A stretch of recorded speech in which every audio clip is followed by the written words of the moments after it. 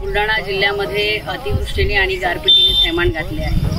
काल मोताळा तालुक्यामध्ये मोठ्या प्रमाणात गारपीट झाली आणि या गारपिटीचा फटका हा मोठ्या प्रमाणात येथील शेतकऱ्यांना आणि गावकऱ्यांना बसलेला आहे।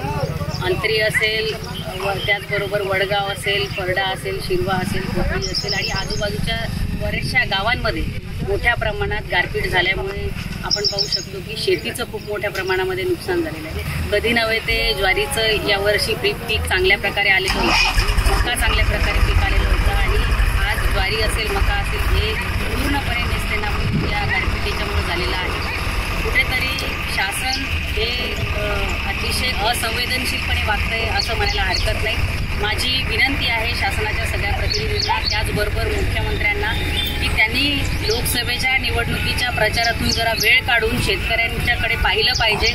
मागचेही नुकसानीचे पैसे, अतिवृष्टीचे पैसे शेतकऱ्यांना अद्यापर्यंत मिळाले नाही आणि आताही एवढ्या मोठ्या प्रमाणात गारपिटीने शेतीचं, घरांचं नुकसान झाल्यानंतरही अजूनही शासनाची लोक या ठिकाणी येऊन पाहायला तयार नाही।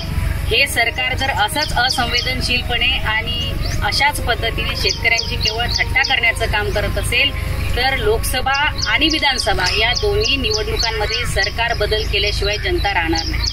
रात आली तरी पडलंस पान, डोळ्यामंदी पाणी तरी गळ्यामंदी गाणं, याचा हात पाठीवर सोनियाची खानर, शर्मेन नाही कधी झुकली मानर, हात पसरून गाड्या सुख येत नाही र, डोळ झाक करून बी दुःख जात नाही र,